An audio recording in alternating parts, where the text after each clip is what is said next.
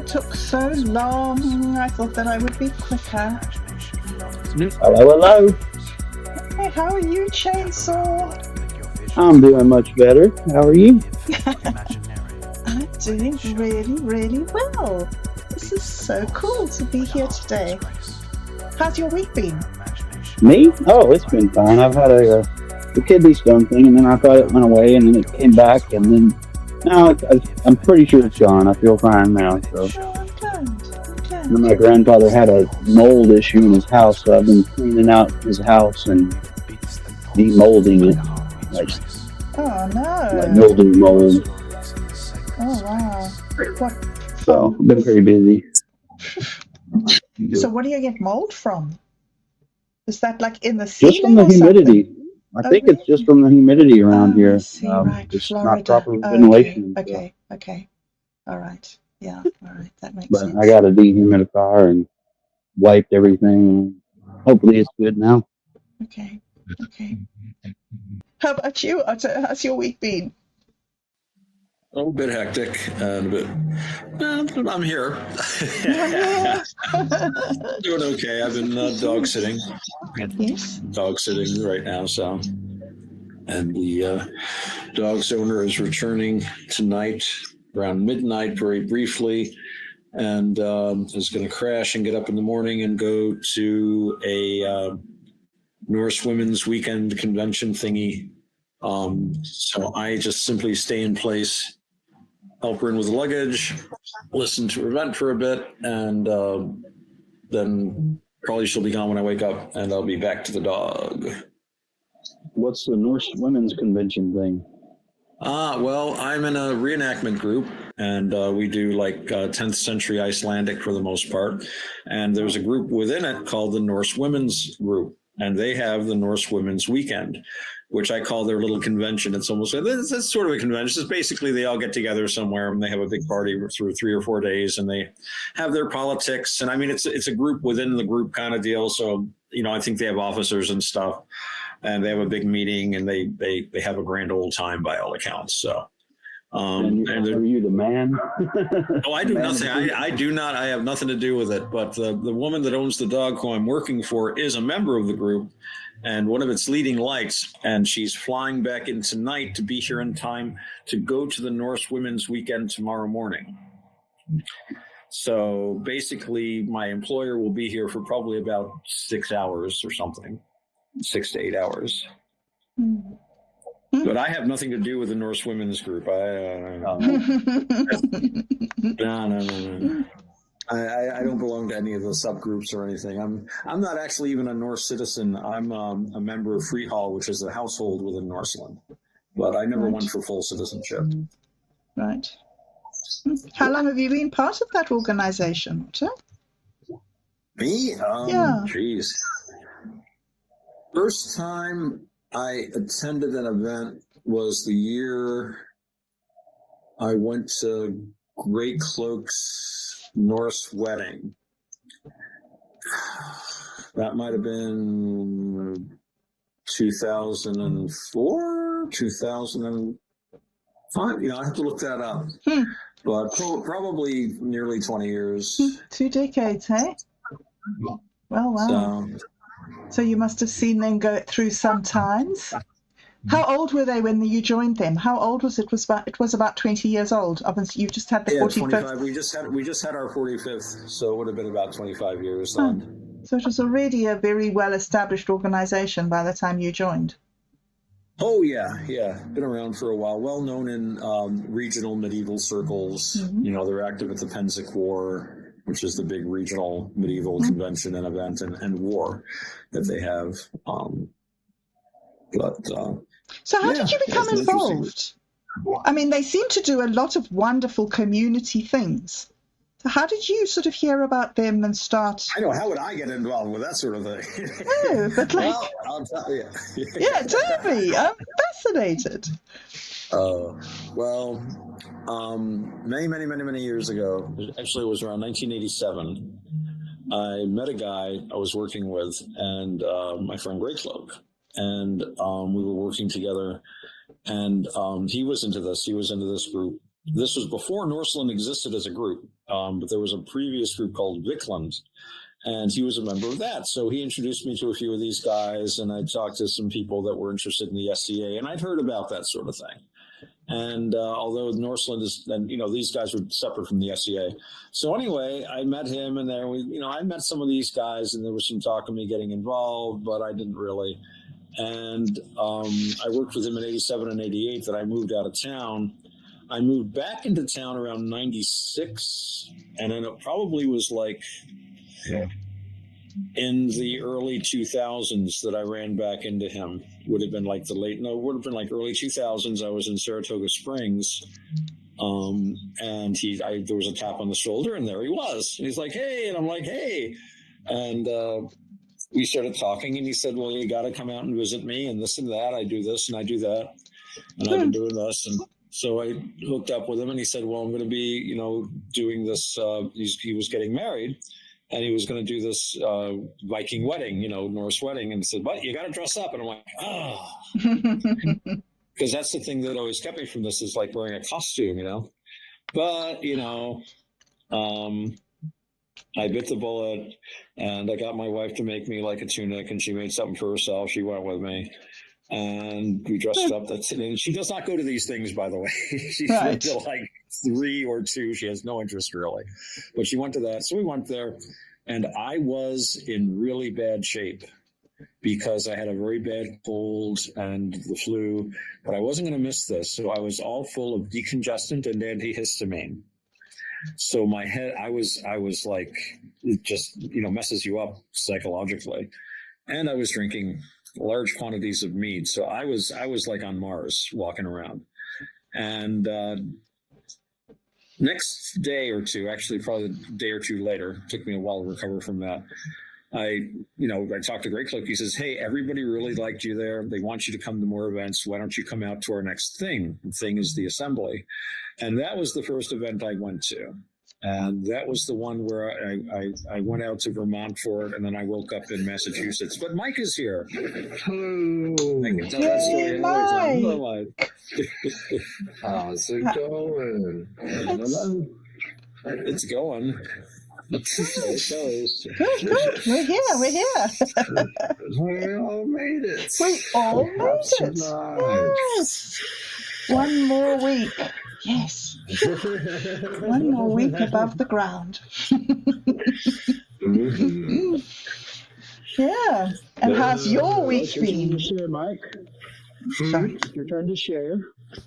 Yeah. How was your week?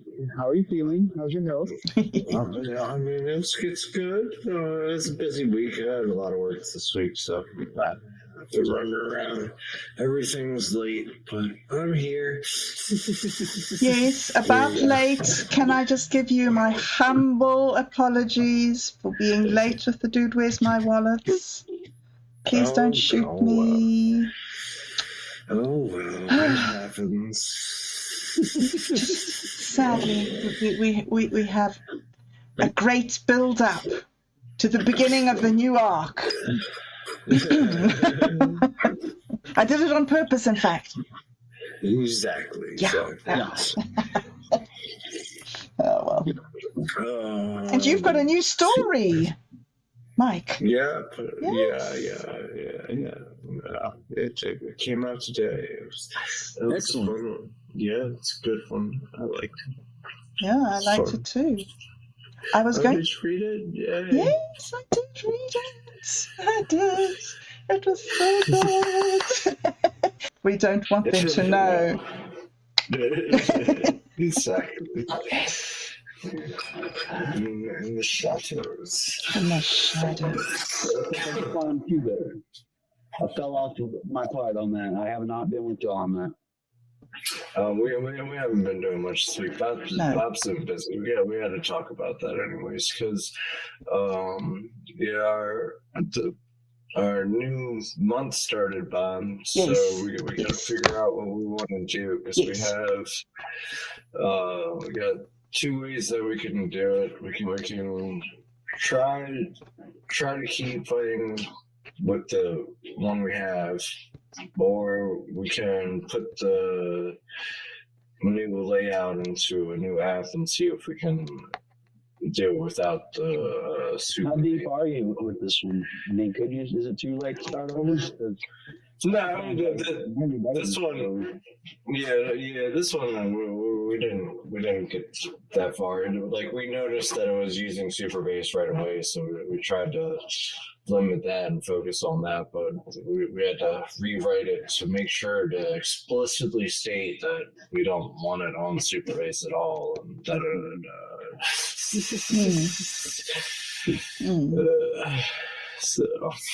So for me, I don't mind.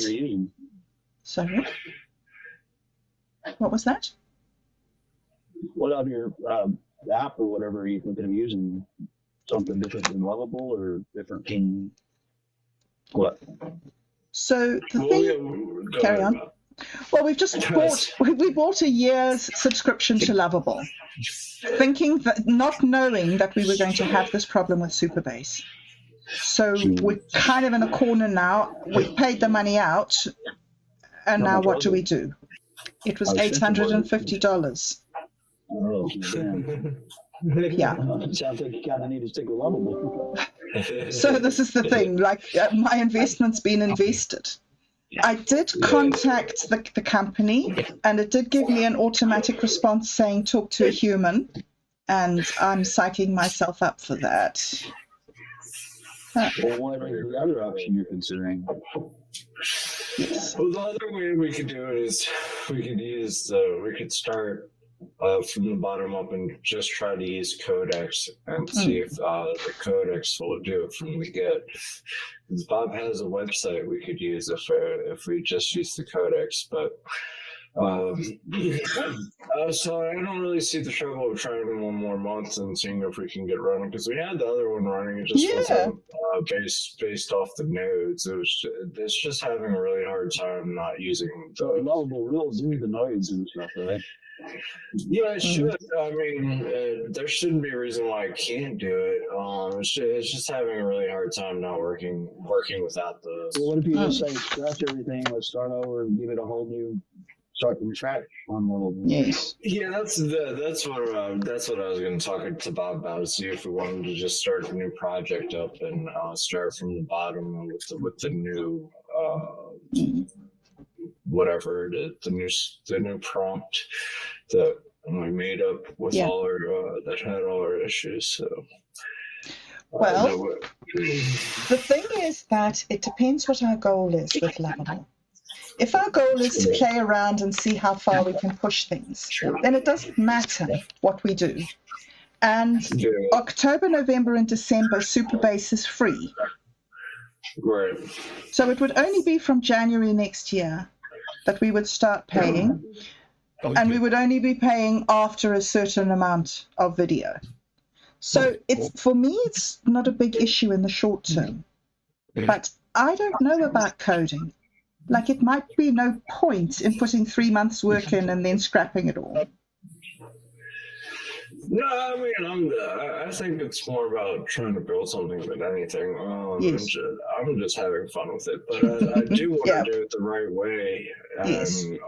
I just like that's one of the things about me is, it's like we made the other one and we didn't do it the right way, and that just pisses me stalled. off.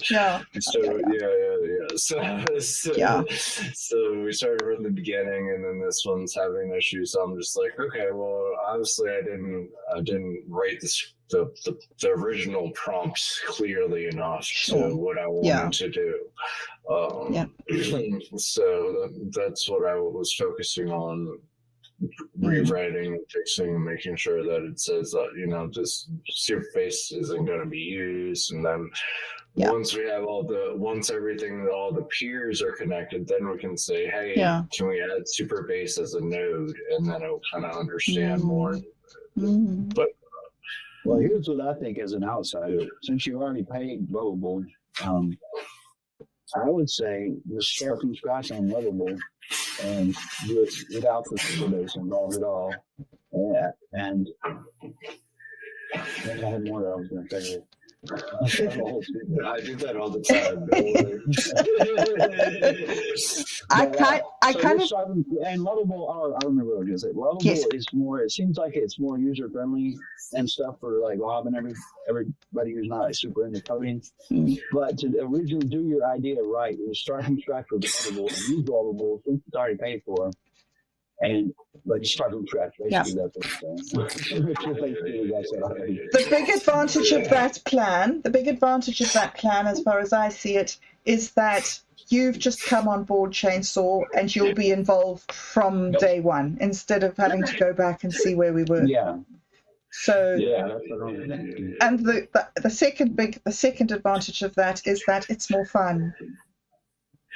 Yeah, definitely. I think because like that's happens with everything with that kind of thing. You like get started and you think, oh, this is what I need, and then you realize it's not what you need. Yeah. But rather than starting like just using a domain and starting totally from scratch with pure code, Lovable seems like it's more geared towards apps and stuff, so it'll help you along with things as long as you don't involve the Supabase to begin with and just tell it what it is.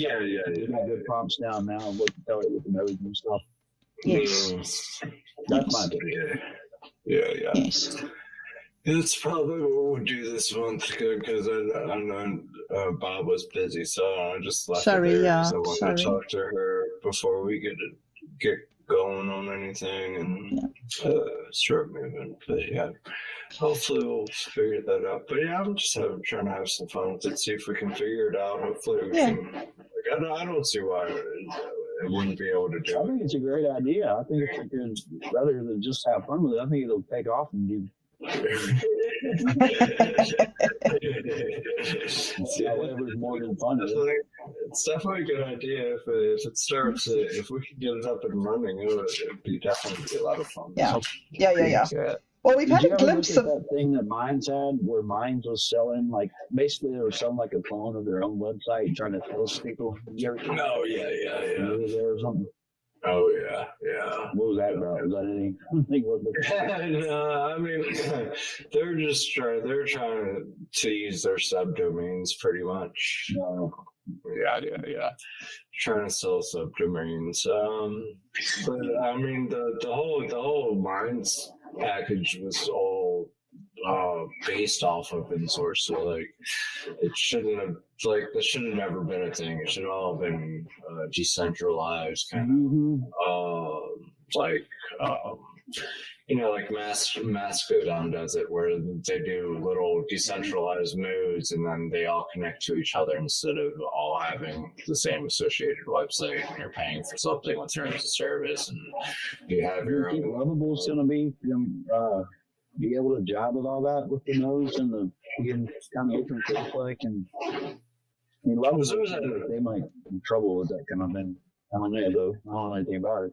Yeah, so far it seems like they're pretty open source. So they use where their code is open source, it looks like, and then the Supabase is open source that they use. But it is just a matter of the only reason it's having so much trouble is one, because the Supabase intuited it's a pure browser-based React kind of coding, so you have to take you have to know like what it can and can't do, like what React in the browser can and can't do. So, but other than that, it's a good little fun little coding app. So it should be able to do it. It's just a matter of getting everything phrased and prompted right, and the bot doing it right. You carry this whole group, Bob. Sorry? You carry this whole group, No, not at all. I'm nothing without the infinite Imaginarium. No.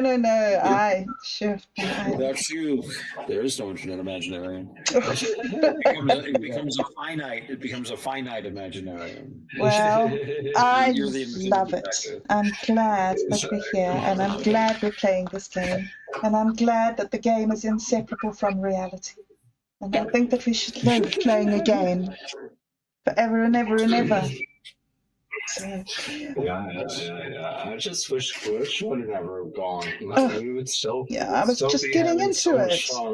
Yeah. We'd be having so much fun. And we had all those assets and Oh yeah, we had everything. This is fun. What are you talking about? Before Lovable got is we had our own little hangout with Glitch, and that was like a free coding hosting site that we used.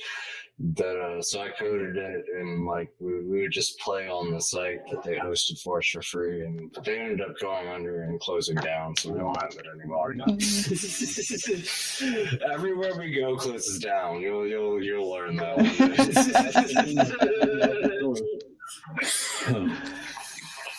So there's this place that I can go,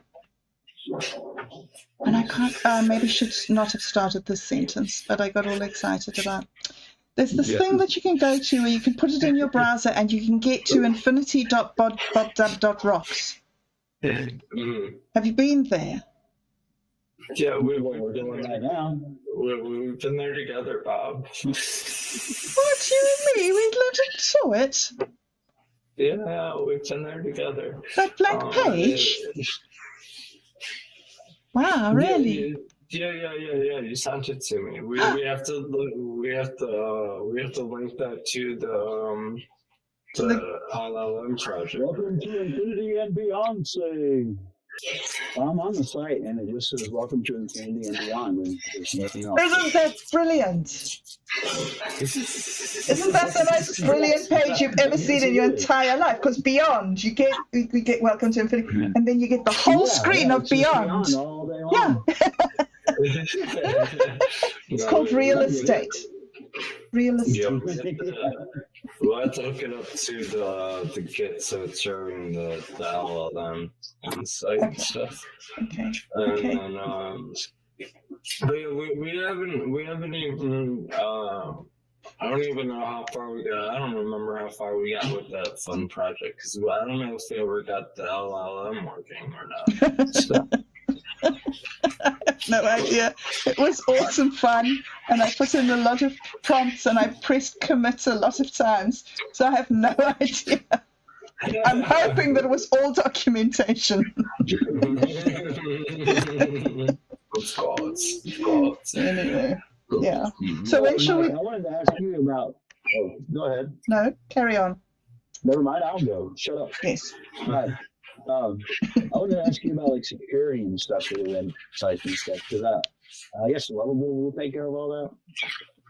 Yeah, I mean, for the most part, Lovable takes a lot of care of a lot of security. They have like the internal scanner and stuff, but when we're working on our nodes, we do have to worry about some of our own security, like syllabus attacks, how many times people can make an account with the nodes, how fast they can upload data, and that kind of stuff, because it will just be peer-to-peer.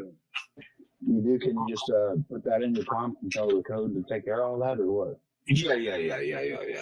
That's all rate limited stuff that you can do in the code. So it can be taken care of. It's just stuff that you on the prompting with Codex, like you say you want to put background stuff in there, like also please make sure in the background that hackers aren't able to log in more than 5 times in 30 minutes, or stuff like that. Do you have to tell it all that stuff? Yeah, pretty much. Mm-hmm. Yeah, you have to go down. Like if you're coding a website, you just have to say it in human language. Yeah, and I have it all outlined in the plan too. So it goes over like the possible security threats of what we're making. You got it in the GitHub? Yeah, somewhere. It's in the doc somewhere, but it'll be more clear once we get the new project started, because that's mostly what's going to be there. Just a few docs, the few outlining docs, and the AI are just going to be there. So what are you thinking of what's restarting within here? Are you going to stick with the current GitHub, or just start a whole new project and start from scratch? Well, I have to get together with Bob and see what she wants to do, but we're probably going to restart, right, Bob? Yes. We're going to do whatever you say you want to do. Yes, that's how it's going to work. We're probably gonna start a new project then, and a new Git, and then we can get that one too, and that'll just have the outline and the LLM stuff in it that we're using, and then that's pretty much it. I think it'll end up working better that way. You take everything and kind of as you go through it, Yeah, I mean, we've discovered a lot of the fallbacks to what we're doing, and a lot of the little things that we needed to fix. It's just a matter of working with what we have that's tying us up, and we're just trying to figure out the best ways to work around it now. So one of the things that I think is important is for us to figure out who's going to be involved at what stage. Because I'm thinking about you, Otto. Are you interested in being part of workshops where we do prompt sculpting? Or do you want to wait for the website and do like testing of the actual site? What is a workshop entail? What does it entail? What actually happened? You've been to 2, haven't you? You've hung out with us twice. So Hanging out. Okay. we hang out, and then Mike says what we're going to do, and I type it, and then we wait for 10 minutes while the computer thinks about it, and then it returns its code, and then we try to see if it works. And then if it doesn't work, we then Mike tries to find another prompt to make it work, like fix your errors. Fix your errors is a good prompt. And so you can participate at the level I have continued to participate at, but hopefully increase that somewhat as I go. Right. Yeah. Okay. For sure. Okay. All right. And then while you guys are starting over, I want to be with you from the beginning, and I will get more involved as needed. I mean, as we have meetings, I'll be there. that'll be fantastic. Thank you, Chancellor. That's just going to be so good. Having me on board because I'm going to be like running the show. Okay. Good. We can regret that. We can regret. I take that back. Gives me so much less work, man. No, but I do want to get involved. But now that you're starting over, I like it better because I'm not going to be on the ground floor. Yeah. Let's see what's going on right from the start. Yeah. So, yeah, I understand the vision, and I understand it better now. Yeah. And after that last thing you read, Bob, the last thing you read last time about, the whole vision of the whole. Right. Yes. I really that got was me on board with that. okay. Cool. Yeah. It's I find it like that too. As it's because how long have we been doing this now, Mike? It's about 2 years. Hey, we've been trying to build these things. Well, longer than that. I mean, we were building Glitch for years. Like we were always putting something on Glitch. So. Right. I wish I could look at that. It's offline now. No, yeah, no. I mean, we had so much stuff. We had farming games. We had virtual reality games. We had social media games. I have a virtual reality. I want to look at your beekeeping in 3D on my virtual reality headset. I'm going to do that. I'm going to do that tonight. Cool. Oh, yay. Okay, so the next thing then that's important, if we all want to get together and if we all want to just hang out as we can, we'll need a hangout time that's going to suit us all. Well, it's 9 p.m. for me right now on a Thursday night. Right. Any evening is good for me, really, so I'm open on any evening around this time or 7:30 to later. Okay. Well, I can try to do some nights, but mostly for that, I'll probably use it'll probably be mostly whenever if I have the day off or not. Right. Because that it can take some time to sit around like we always. I think the last couple of times we were hanging out for like 3 or 4 hours. 8. Just 8. Okay. 8. So, yeah. Is mornings better for you or some other time? Well, just with the amount of time that we usually end up doing it for, mornings are probably better, and then we can do come back to it at the night if we need to, or if we have time to. What day is good for you in the morning? See, that's the problem. My job doesn't work like that.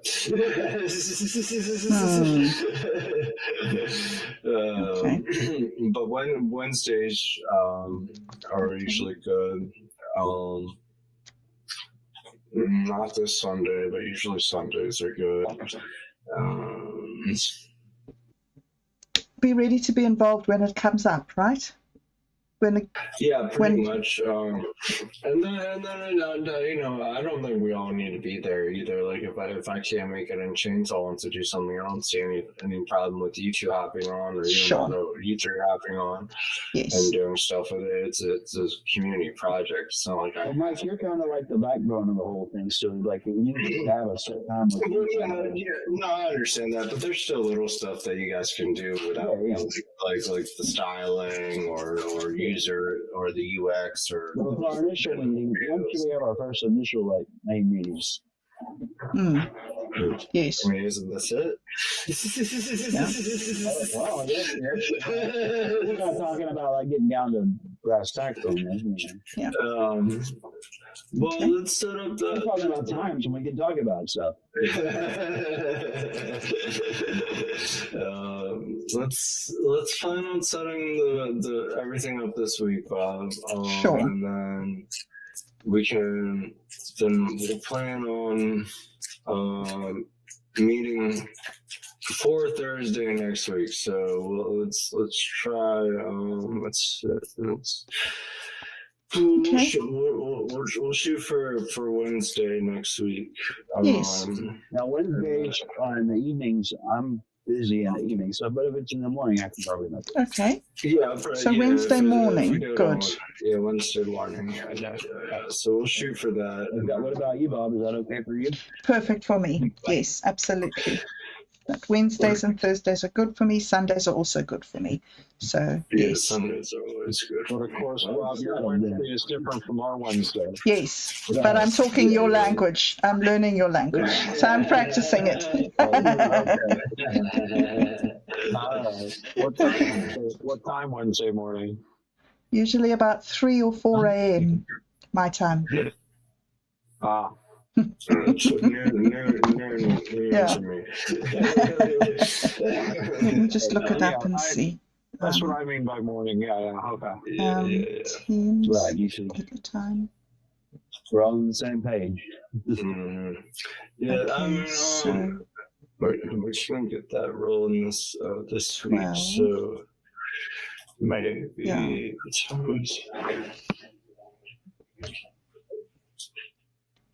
So your weather there, Bob? How's my weather? It's been absolutely hideous for the. And all the stuff. I don't know. I have to convert it to your language.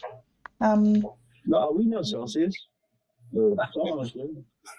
You know. That's some science.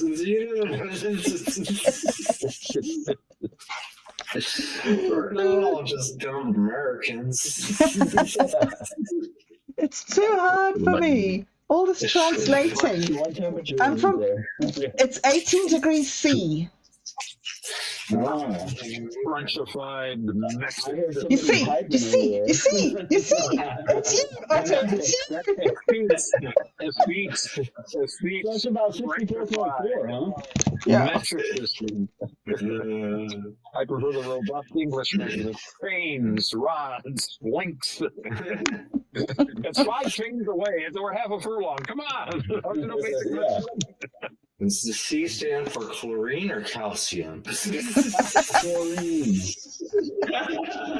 You know what you remind me of? Do you know those stories, Cat Weasel? Do you know the stories of Cat Weasel?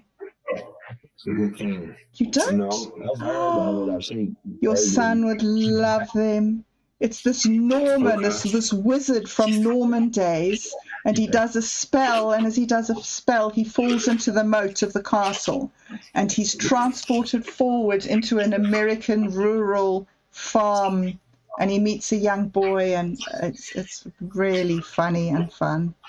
I'm sorry, I don't know where that came from. It sounds very familiar. You might have seen it on the TV. Yeah, could have been a TV. Yeah, very Sounds fun. like a made-for-television movie. It's a book. It's books. And you were reminding me of it, Otto, when you were talking olden days language. You're a Norman. You're a Norman wizard that's been transported forward. You're not really one of us at all. Links and chains and yards. I'll call them anyway. You're the Northman, my friend. Wessex. Oh, well. Yes. Oh, Godwin, don't you know? Oh, yeah. All right. Well, that's going to be great. That's going to be great for the project. And then the other thing is that, like, we could always use some of this time for doing it. Yeah. Always. Let's do that now. Oh, yeah, we can. Sure. Actually, so do I stop recording? Do I stop? Do we finish? Yes? Yeah, it doesn't matter. Or has anybody else got anything that they'd like to kind of... Keep recording and edit out what you don't want. Oh, all right. That's true. I can edit out the swear words. There's never any of those. There's never any of those. Never. Okay. So, share the screen. Okay,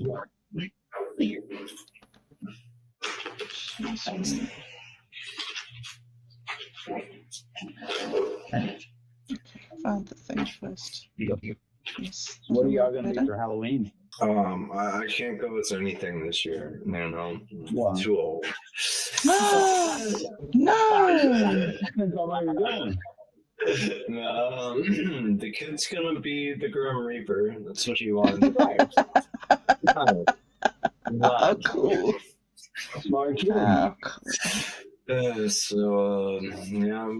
We got his order. His costume's on order with his size. So I just can't be anything else. I mean, then I'll just have to know how to kill him. Are you talking him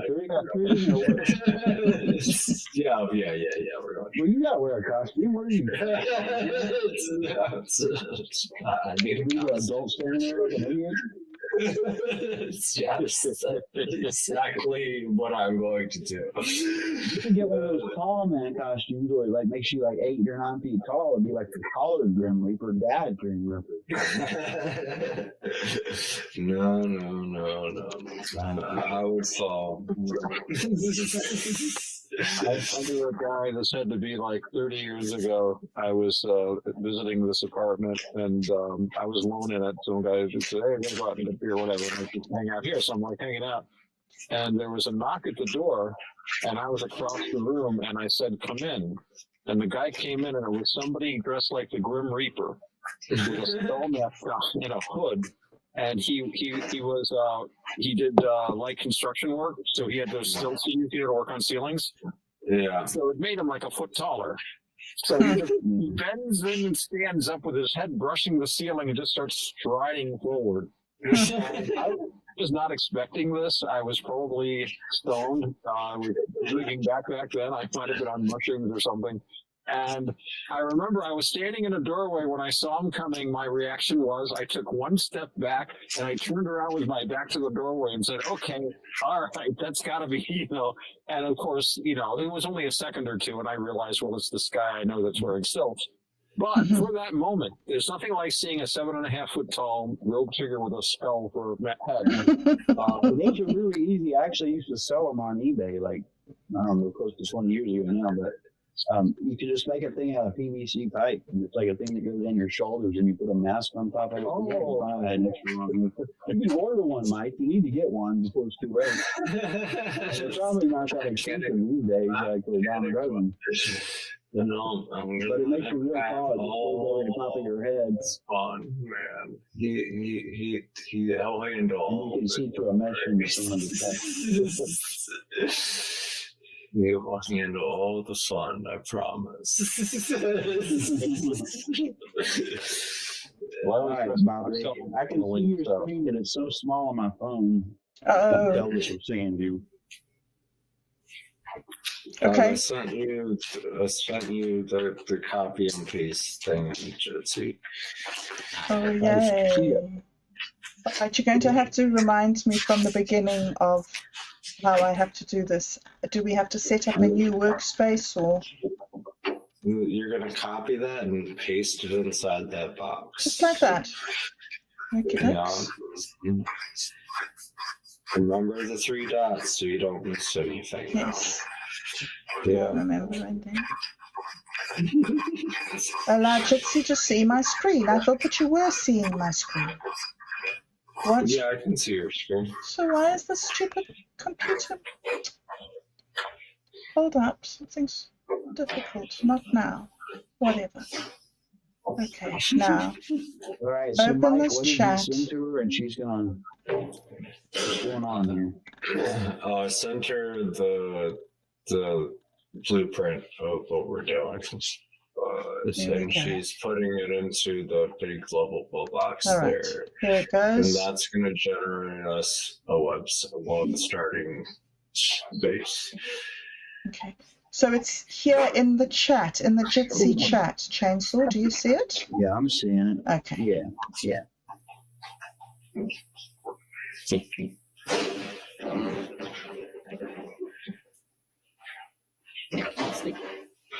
Now it's going to think this new stuff. There's t-shirts on your screen. I see that. This is new. Have we sold t-shirts before? I don't think so. That's interesting. But if that's something they're doing, we're selling t-shirts, y'all. Cool. For the money. It's definitely not. It would just be fun to make a t-shirt. Yeah. We could all buy one. Yeah. I have a t-shirt that I bought that I made. Okay. I used to own a t-shirt printing business. You can't read what it says. Oh, that's okay. It says it thought for 23 seconds. I'll build a decentralized social project platform with local first encryption and P2P ready architecture. This evokes platforms like Mastodon meets Linear, with a strong focus on security and offline capabilities. Implementation plan. Features for version 1. Social feed with trending recent posts. User profiles with personal and project feeds. Project hub with Kanban board and planner. Local identity key generation, ECDH plus ED25519. File chunking and encryption, AES GCM. IndexedDB for encrypted chunk storage and account backup export flow. And then design system, dark first UI, tech crypto aesthetic, deep indigo primary with cyan accents, gradient effects for hero elements, clean cards with subtle borders, smooth animations for trust signals. Let me build this. And then it's coding great. Can you invite me to that project, Bob? That would be awesome.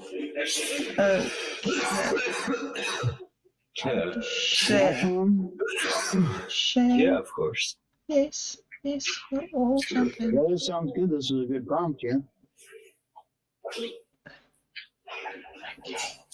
What? The Lovable Shopify integration. It's a thing. Oh, it's gonna be a thing. Wow. Okay, we're going to have to read that first before we sign up to it. Because if that's just spread the love. No, credits, settings, invite. Here we go. Here we go.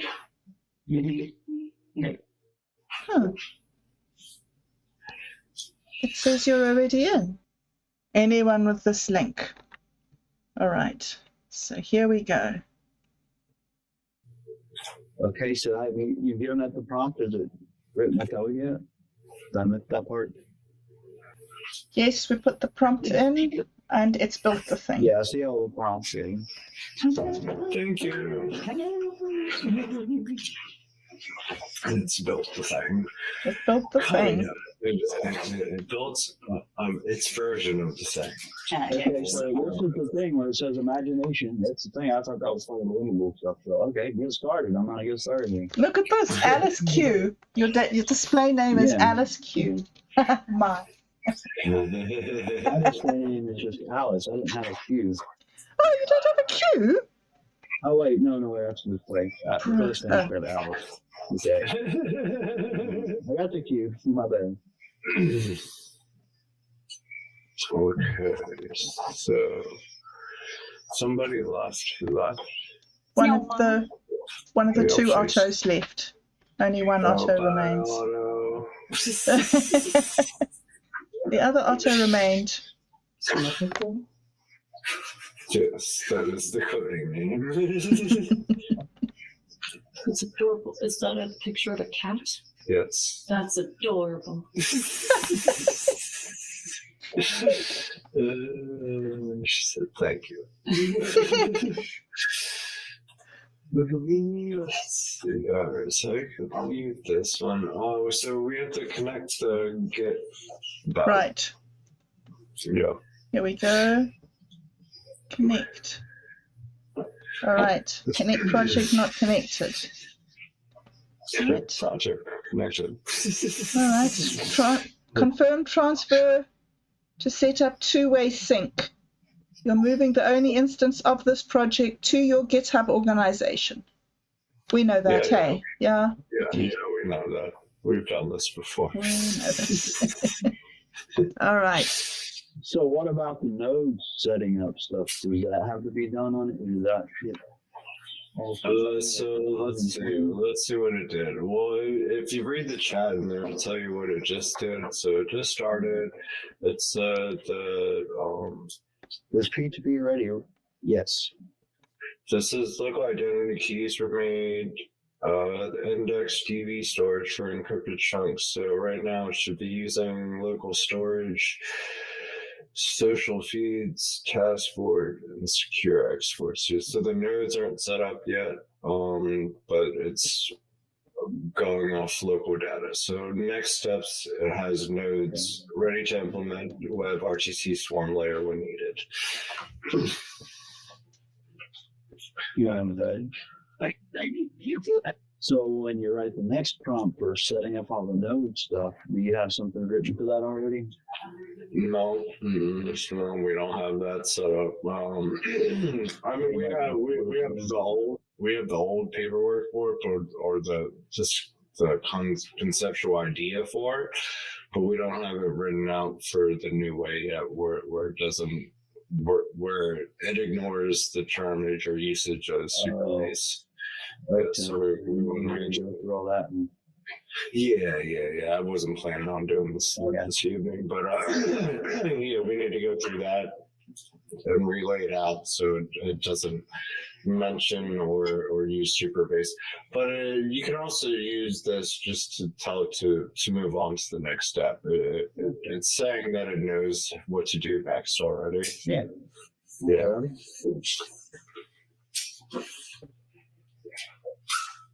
So anything, if you were to post something now, it's just hosted locally on each person's machine, and it will still get posted to other people where they can see it. Well, let's try it, I guess. No, it's saying that only you will see it right now, and then once the nodes are connected, other people should start seeing it as well as saying. So yeah, the next step would be sponsored from setting feedback of the features website. So yeah, the next steps is going to be working on chunking and displaying content. So we have to make sure the WebRTC swarm layer is good and works before we'll start seeing content. I have 2 Ottos in Lovable. It's very concerning. It's following me. There's 2 of them back in Jitsi.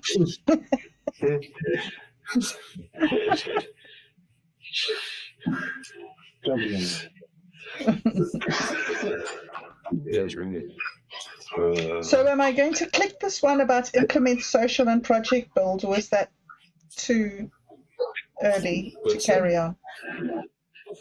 I mean, you can go play around. It's just going to be saved on the inside your local data. No one's going to see anything that you do yet. Next time. But it's just You won't mess anything up. No, you won't mess anything up. No. So when it actually gets published, is that when you put, I guess, publish, or is that publish it locally? That top right, it should publish. So publish is to the main site that they host for you. So that would make it go live then. Yeah, that's pretty much. So you don't want to do that. Okay. Oh, we don't care. It's just us on it. So if you want to publish it and test it live, that's fine with me. And I mean, we all know that we're in testing. It's not built yet, so it's all good with me. What is over there, Bob? Oh, It's brilliant. This Look. fancy PG. It's so cool. Look. Very nice. It's so good. Tasks. Marshall ROT. That's Otto. Oh, that guy. That's me. Okay. I logged in on my phone. I guess I saved it in there. I don't know. I got so many different names and identities. He must have 2. That is the role of Otto. Yes. Work out the element too, you know, because I've got the Dama wheel and the rabbit. That's right. I miss my rabbit ears. We Otto, had that room. That was so great. do you know what we need to Go do? get old TV again. It'll be okay. We need to give Otto the task of researching really awesome avatars for us, so he can find us a set of cheap, affordable 3D avatars. Hey, come on, Otto, you can do that with rabbit ears. You can only need one, and then you just tell the bot to make a set based off this avatar. No. Oh. Having mouse ears, and this one having rabbit ears, and this one looking like a dragon, and this one. Yeah, exactly. Okay, Otto, there we go. You know how to get your ears back now. Yeah, I was gonna get graphs. Put an earbud. I just say get an old TV. You'll be fine. TV, Yes, that's it exactly. The favorite person, yeah.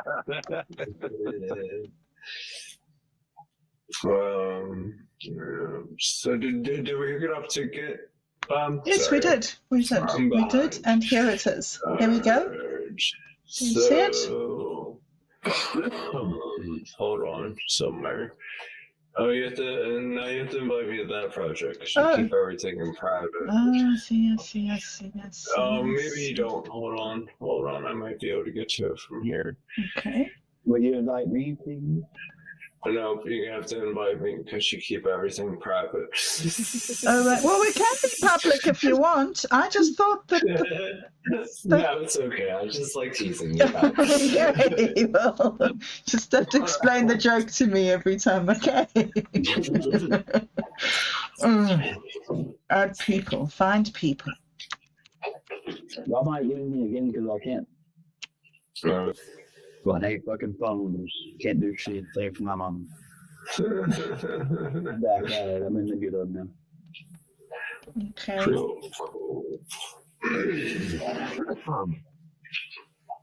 Good.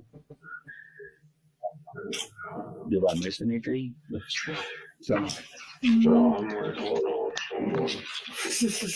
So I added some docs. Well, I added the script back that the prompt I gave Bob to the docs. So we all have access to that. I added the agent's MD file. And then, so now we have that. So yeah, we can. Did y'all invite me to the new thing? Well, I Which new thing? It won't. It won't throw up. It won't She show can't you. find you. Well, I'll come find you then. What's your name, just Bob Dub? Just Bob Dub. She has to find you because she's on private. Somehow we went through this last time. I can't Yeah, remember we did. And what did we do? Are we going to change the visibility? I don't care. Okay. Well, then we'll change to public. I want to make this repository public. I've read and understand. Do I understand? Yes? You don't care. Make it public. There we go. It's now. Yeah, I found it. Okay. So what do you call the new thing? So what we can do, Bob, is we can start making a list of stuff for Codex and stuff for Lovable. Okay, did you make Swarm Space public now? Yes. Yeah. Okay, I'm in this. Yeah. Alrighty. Yep. So, Back in the beginning. yeah. What I would do, Bob, is we can start making lists for stuff for Codex and stuff for Lovable. So, like, I think most of the styling stuff and little changes, we should try to run through Codex so we don't use our tokens up. Yes. And then for the bigger changes, like going through the major stuff, like implementing the swarms and the chunks and encryption, we'll try to use Lovable first for that kind of stuff. Yes. And then see how far we get with it. But it looks like it did. Looking through it, it looks like the outline's pretty solid now. And it didn't do anything with Supabase. No. No Supabase pumps. It's not even mentioned in my drop down under my profile, which is so cool. Maybe it's got the hint. After our third attempt, we finally said, "Okay, these guys just don't want to." They just don't. They just hate me right now. So that's good.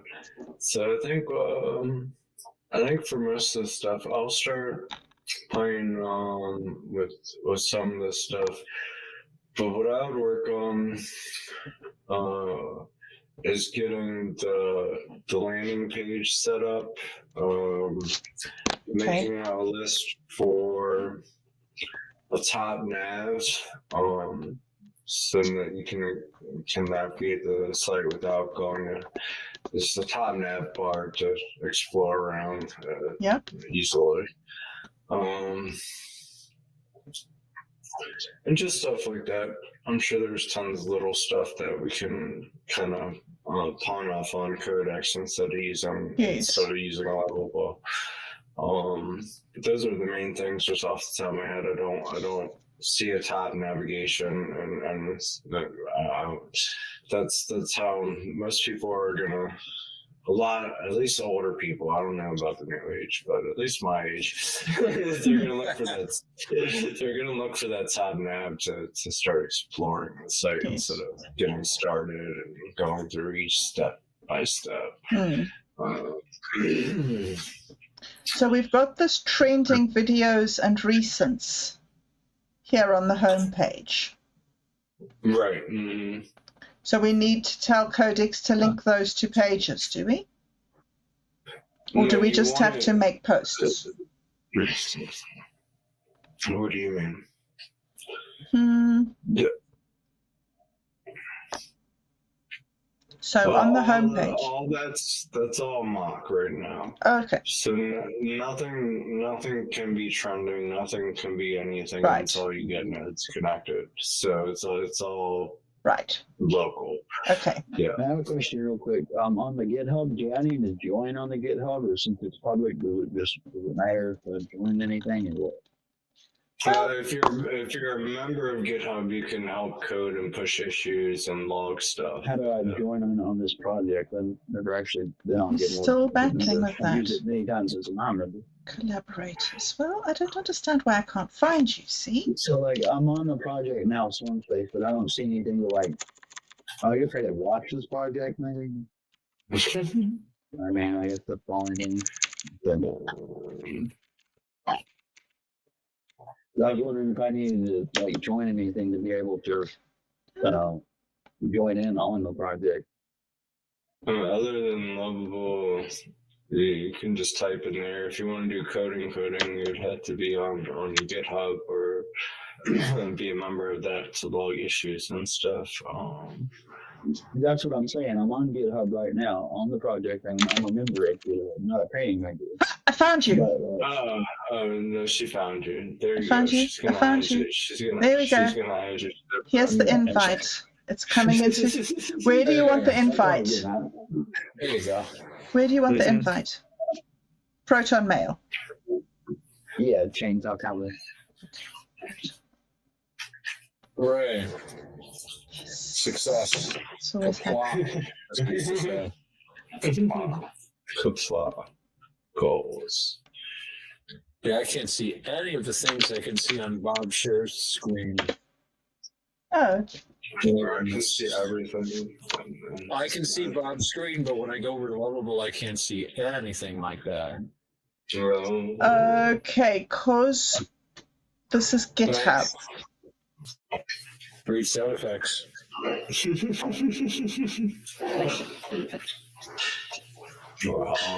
Always good sound effects. Pause. It's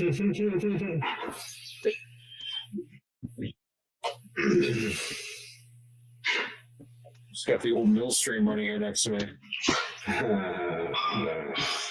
There's an actual mill too. Don't see many of those days. It was built by somebody named Sam Hill. Sam Hill. That's a very plain name, sir. What in Sam Hill's going on? Well, I noticed that there's a plaque up at the end of the road, mill built by Sam Hill or something like that. I never stopped to read it, but I can see the old mill building from here. Somebody lives in it now. There's no actual operating mill, but there's the remains of the mill and the old stream running down here, not far away. Nice.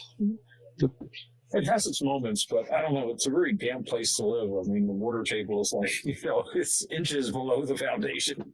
The whole basement is like elevated. The basement's like built on the ground and it comes up. But not a bad place. Not a bad place. Always interesting for sure. Yeah, you don't see many mills and stuff that are still in operation for sure. No. One thing you do see a lot of that are old are silos. Silo is the last building to come down on a farm, most stable, especially against that cylinder, Yeah. And they need those machines to empty them or cylinders. Do you happen to know how to work on them? Yeah.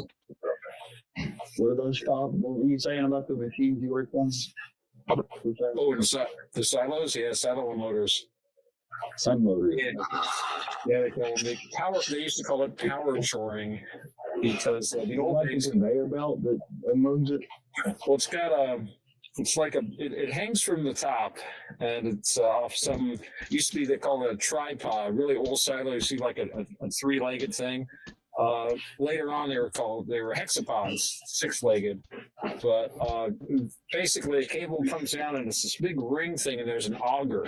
And the auger takes and pulls the silage from the center and shoots it out the door. That's those doors on the side of the silo. You know, there's like a kind of a tube along one side. There's doors in there, and it shoots it out the door, and it goes down the tube, and then you take it and you feed the cows with it. But in the old days, you have to hand pitch it. They call that a hand pitch silo. So they're never usually more than 20, 30 feet. Once you had power shoring, silos got up to 50, 60, 70 feet, like nothing.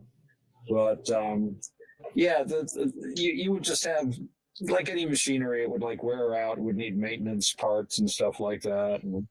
And of course you had just people that didn't know how to run the machinery, and going into the silo once, and they'd called us up, and it was February, but you got to feed the cows, So we're going out there, and we go in, and what had happened was these things have to hang. They're very balanced. It's one cable comes down, and it hangs, and then it spreads out into three cables. So it's just a balance, and there's these nuts you can adjust the balance. Well, this thing was off balance, so it was hanging sideways. So every time the auger would go around, it would hit the wall. And every time it hit the wall, it would start pulling on the cables. And it had actually pulled the hexapod, twisted and pulled the hexapod down a few feet until it finally couldn't move anymore. And I could see about 10 or 15 feet of scrapes in the concrete on the inside of the silo. And I'm looking at this, and a hired hand is in there with me. I said, "Did you notice anything wrong while you were running this thing?" So, well, it made a funny noise, but it kept working. I mean, they never even climbed up to look, and it's if they'd have called us, we could have come in. I could have done it, just taken a ratchet and just adjusted the nuts until it hung right. But as it was, we were there for a week replacing they didn't even want to replace the hexapod. It was some kind of insurance thing. We had to repair the bloody hexapod. Well, anyway, that's another story. But yeah, it was an interesting job. Yeah, I don't think I've seen the inside of how one of those things actually works, but now that you're explaining it, I can kind of imagine it. Well, they could be dangerous. They can be dangerous because the thing is, if you're working, the silo unloader also is the silo loader, when they shoot the silage in, and it's got to be packed down evenly. But if a silo unloader isn't working, that could also mean that it didn't load the silage very well. And if there's a cavity in there, you can plunge down 20, 30, 40 feet right down into that cavity. There is no oxygen down there.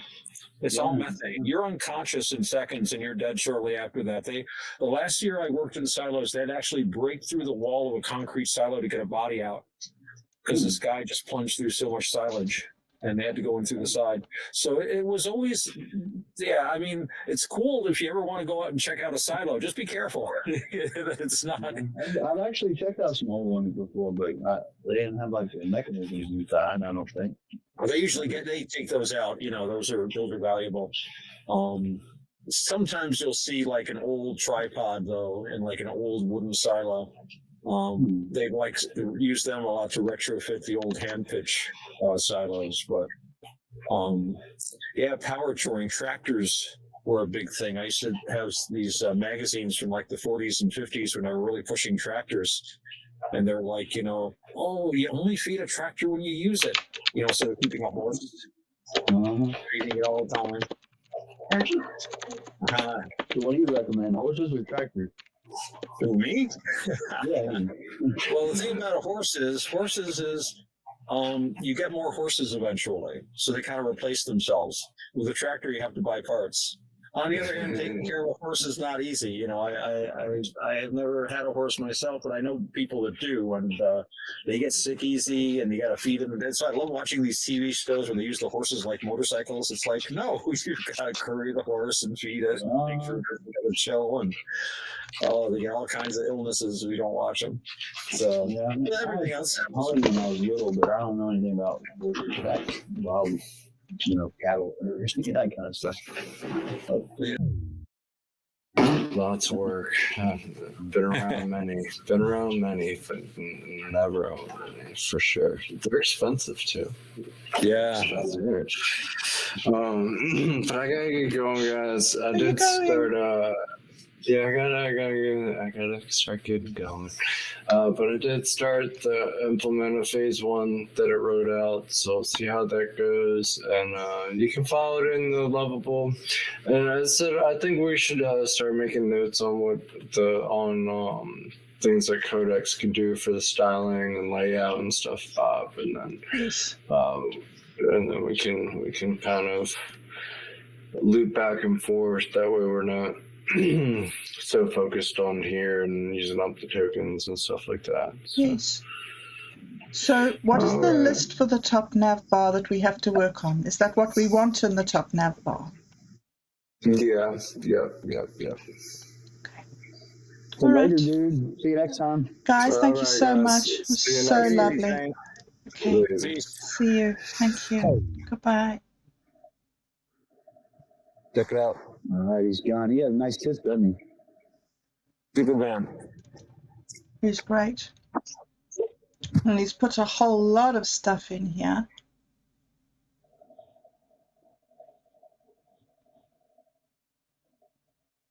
Indeed. And so now we can just start playing in Codex and telling it what we want it to look like. Wednesday. Yes. Or now. Wednesday. Right, at approximately noonish for us Americans, which is like 3 a.m. for you, right? Yes. Well, I'm not always up at 3 a.m. It's just like, we're randomly when we bump into each other, when we're both together, we sort of do some work. So it's really hard to, he doesn't have fixed hours with his job. So it's really hard What about you? Do you know how to ride horses? I rode horses when I was young, quite a bit. Then I had a really, really serious horse riding accident and got very seriously injured and was in hospital for quite a while. And then never really went back. I don't know. I just sort of got older and went to university and stuff. And so I've always dreamed of having a horse. That has been always my dream since I was a little girl. I wanted to hand rear a foal. Have a horse for my best friend. That was my dream. But never worked out that way. They're hard to work than bees. They're expensive. You have to have lots of injections, and they have to have their hooves done, and they have to be sprayed and dipped, and then they have to be shoveled out. They produce a lot of dung. Lots of poop. Yes, that's one of the things about animals. Lots of poop. However, that would be good for the trees. Yeah. Thing is, you have to get it from the horse to the trees. I believe that avocados are poisonous to horses, and so the reason that I can't have a horse here is because it's right. Oh, have you looked into it? Yeah. When I first came here, I said to Callum, all my life I wanted a horse.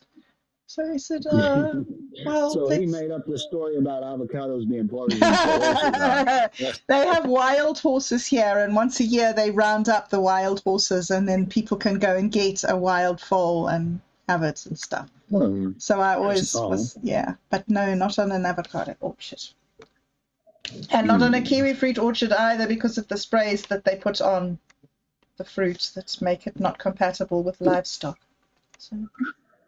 Is it okay to eat kiwis? You've talked about this spray before. I mean, should we be eating those? Well, yes, it's fine. The spray goes onto the vines to shock them into bud break. So, yes, even though there's a lot of controversy and there's a lot of activism against it, and they say, oh, well, the workers need these clothes and you can't have animals in the fields and it's this, that, and the next thing. But the thing is, it's a timing issue.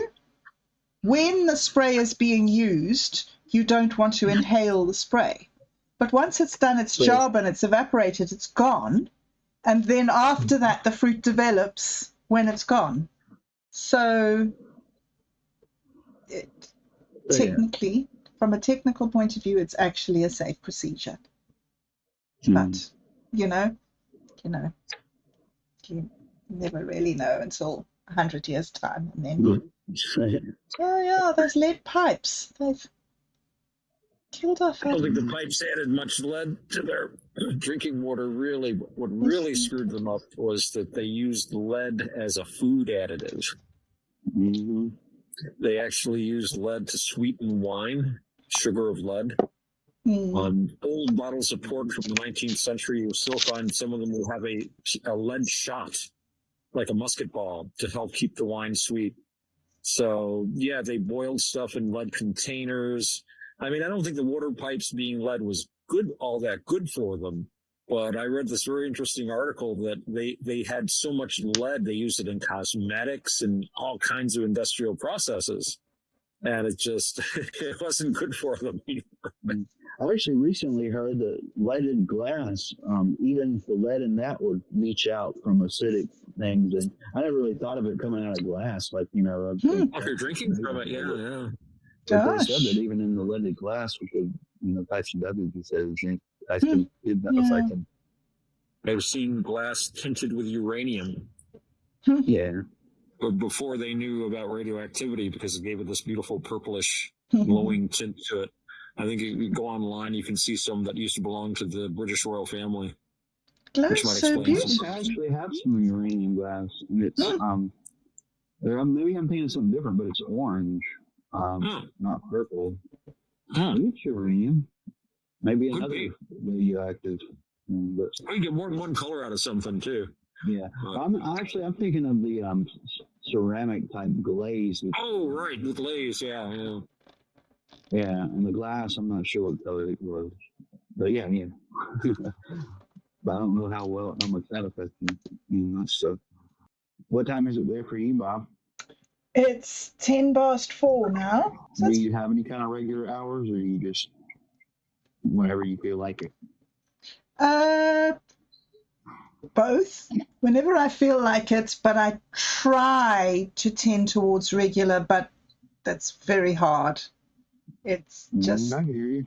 And then I do it for a while, I'll do like a burst of like 3 months and I'll be onto it and everything will work, and then it all just goes away and I'm back to... Yeah.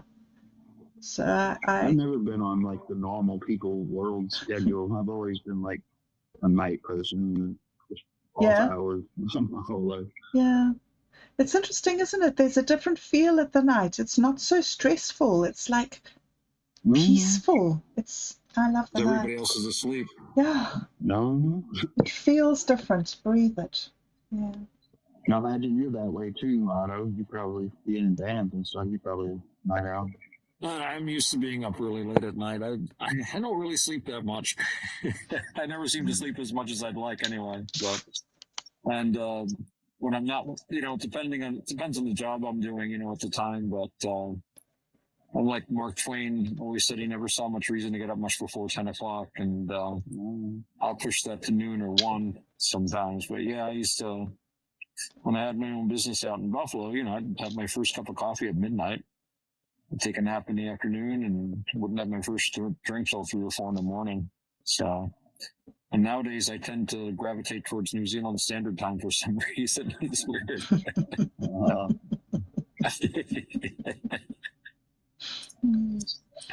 Well, yeah, I know. So what are y'all going to do after we get off of here? What are you going to do, Bob? Are you going to go to sleep? I'm so far behind on everything. I've just had, my mom's been in hospital, and it's just I don't want to tell you all the details, but she's got Parkinson's disease.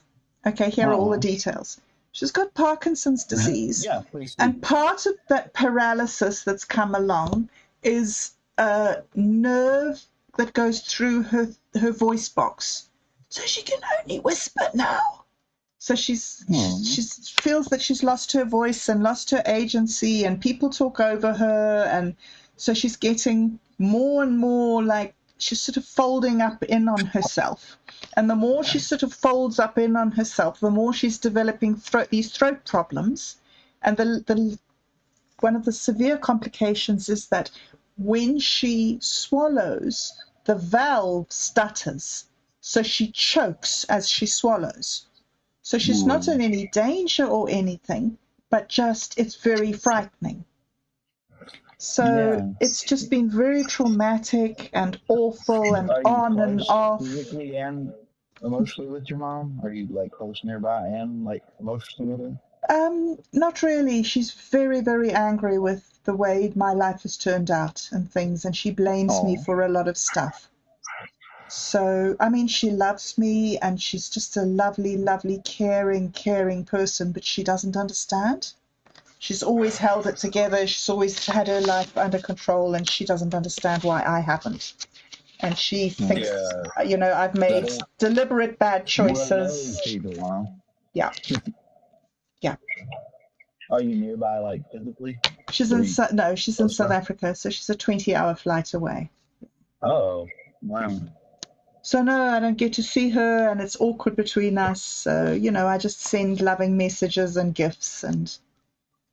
But the sisters have all been, it's been very hard, and I'm the older sister, and I don't know, and one of my sisters is going over, and then she went in to have the procedure, and when she went in to have the procedure, the warfarin levels of her blood were wrong, so then they sent her home. So then there was more trauma. It's just. I don't know. It sounds like it was fine, but actually the week was very. And Callum's been really ill because they found he went for a scan, the final scan for his cancer of his chemotherapy and the radiation, just to check that there was no active cells in the center of the dead tumor, and they see that the cancer looks like everything's clear and he's in remission, which is great news, but they found a whole lot of blood clots in his lungs. And so he's been sitting around waiting for scans and not feeling well, and then just not coping. How long have you been with him? I've been with him since, I think, 2014. No, longer than that. It's more than 13 years, because I remember the last anniversary. So it must be 14 years now. I was going to say 14 at least. Yeah. 15 maybe. Maybe 15? Yeah. Yeah. Oh, he's so sweet to me. Poor guy. He puts up with so much. Anyway, so he's not been very well this last week while this has all been happening too. But I think I've managed to get him some blood pressure pills to take him through until Tuesday when his doctor comes back, because the doctor's been on leave, blah, blah, blah. Okay, I told you that I wasn't going to give you all the details, and now, sorry. Well, we like the details. Well, it's a bit much, really. It's No, it helps thank to you, get it though. out. Just more your therapy. Yeah, it's just been so hard. This has been so hard and so scary. And it's not But that. what about your own self? So you're just taking care of everybody else or worrying about everybody else. How are you doing? How do you feel? How's your health? Oh, I'm not doing so good. I'm not doing so good, really. What's wrong? Oh, just like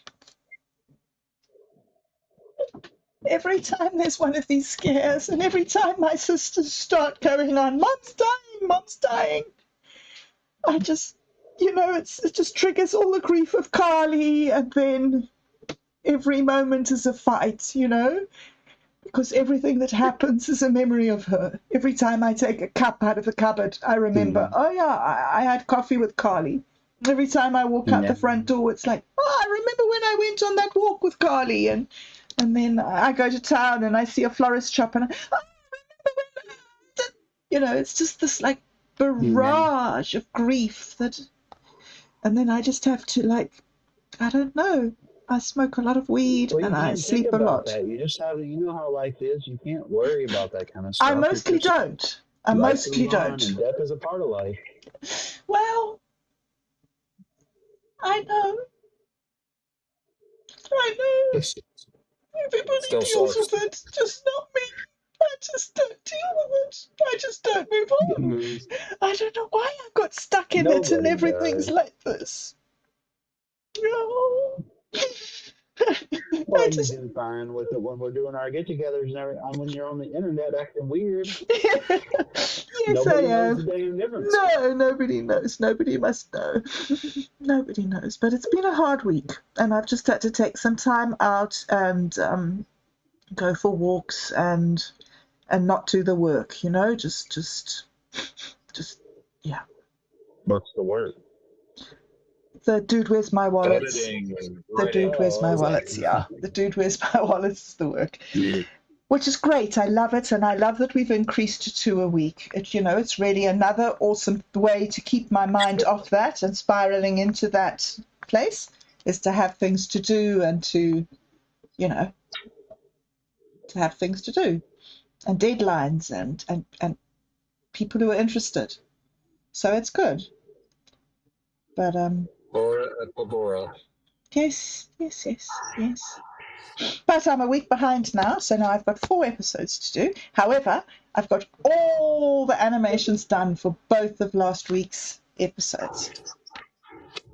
So Well, I hope you made Mr. Chainsaw look cool. Mr. Chainsaw is so cool. Thank you so much for being the graphics are completely the images, the people, the avatars are completely all over the place.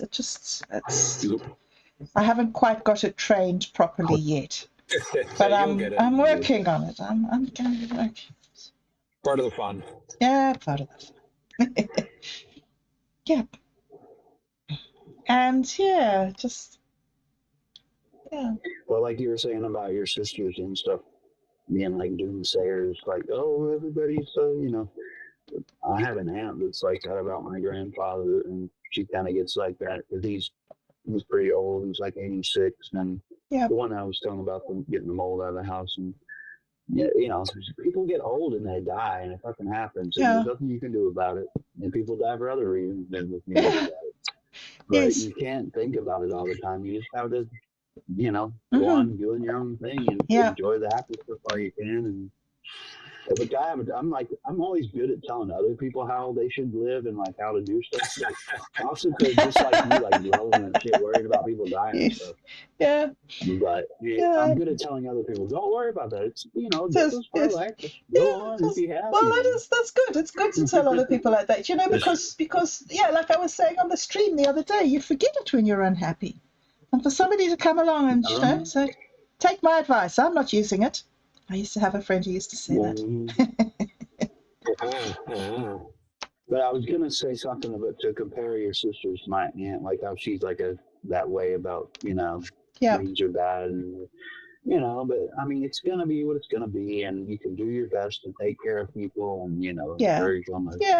Whatever you can do from 20-hour flight away, all you can do is talk to your mom. You can't be there physically, but you can talk to her, and you can hear her whispering on the phone, even if her voice is bad. But just be there for your mom, and if she dies, if there's something terribly wrong, if there's something terribly wrong with anybody, it's just a part of life. There's nothing you can do about it. So just live your life and be happy and do the best you can. Absolutely. And I think that for the most part, they're sort of doing that. But every now and then there's one of these scares, and then it's, I don't know.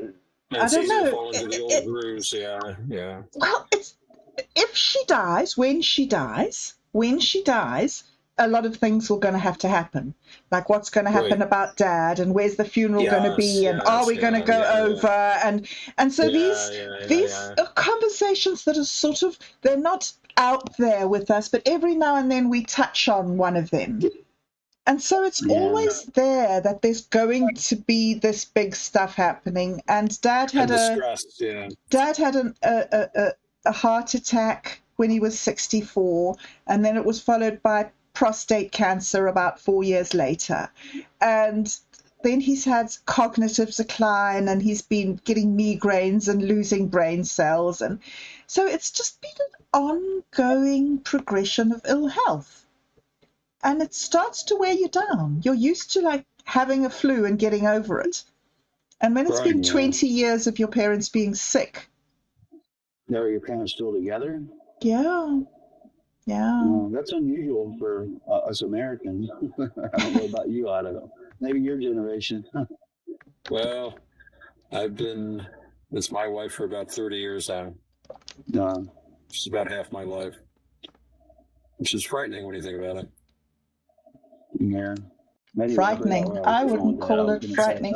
You were just saying about your aunt, I think. Yeah. I think it's right, I was married for a long time, and then we got divorced when I was married again, but not like legally married. When she died really? a couple years ago.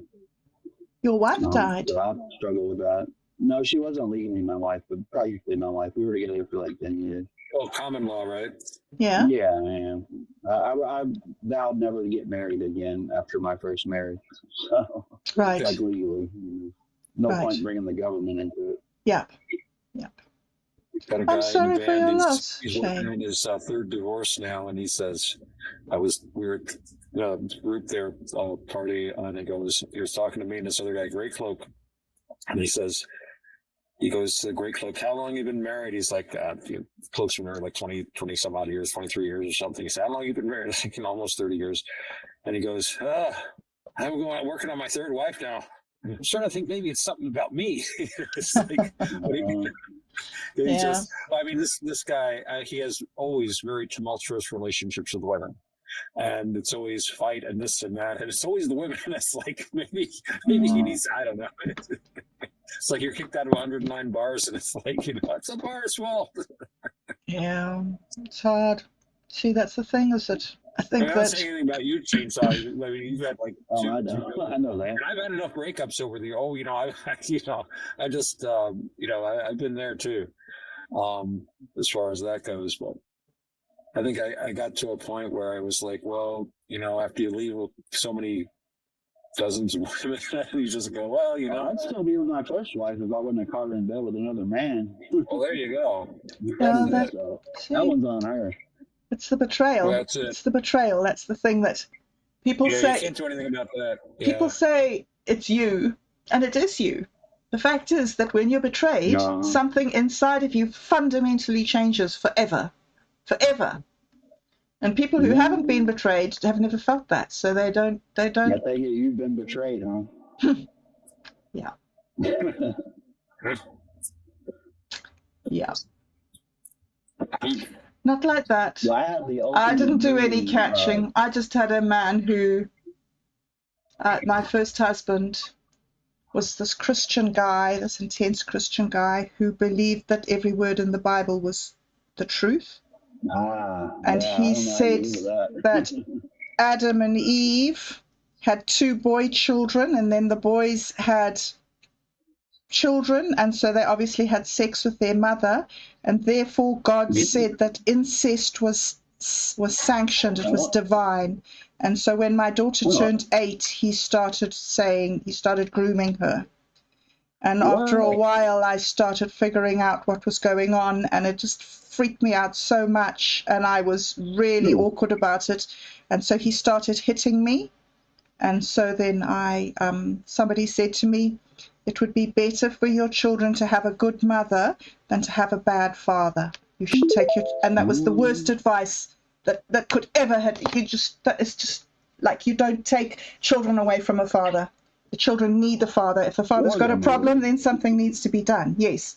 But this was all this advice I was given about how my children could be fine and what your fathers do anyway, and it's blah, blah, blah, and it's preferable to sexual abuse, and it's anyway, and it's all the stuff. So what happened? Did you leave and take the kids? I left and I took the kids, and then he fought before them, and it was sordid, and then this happened, and it was just disgusting, and I ran away, and I went to the police, and then how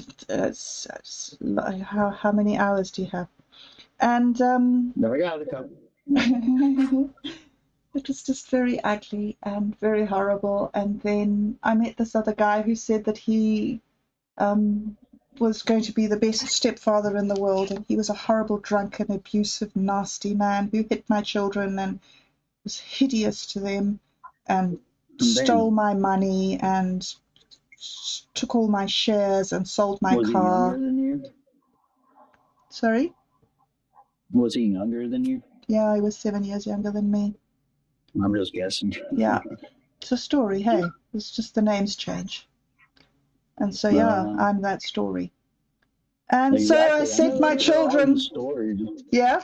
We've all happened 1,000 times before. Yes. And so I sent my children to live in America with my parents. So my children were educated in Texas. And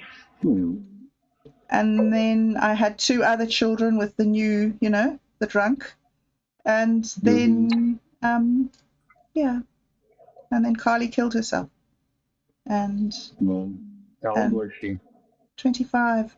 It's a month after her 25th birthday. She said, Mommy, I'm 1/4 of a century years old. I'm nearly running out of time. And then she killed herself. I have a little bit of experience with suicides with those people. Well, you know, squirrel hat on mine's squirrel hat. Yeah? He's kind of a friend of mine. He has a niece who recently killed herself, and she was like 18 or 19, 20, I don't know, young girl. And he's like blames himself a lot for it because, you know, he's kind of close with her. But anyway, so recently I was talking to him about that. My best friend, this was probably around the time when I did that Willie Jack song. I wrote that song for him. He killed himself on his 21st birthday, I think. And but anyway, more recently, what I was getting at is more recently, my nephew, my sister's son, he was like growing. My sister's a little weird and like me, but more weird than me, I think. But anyway, she raised her son just completely like a hermit, her and her son and her husband too. But anyway, so like he never got any social interaction. He had this one best friend that was his same age, and he recently killed himself. And he jumped off of like the highest bridge in America. I think it's in Washington State. Oh dear God! But Jesus. And he's like so torn up about it. He doesn't, you know, it was his best, like his only friend, his only best friend. Yeah. And I'm trying to think about how to comfort him, which I had a friend who killed himself. He was my best friend. He wasn't my only friend, you know, but so can't quite be like him. So I've been trying to comfort him about that. And the best thing I can come up with is like, I mean, because I've always been a suicide ideation type person myself. You know, I've always thought about killing myself, of course I don't have the balls to do it.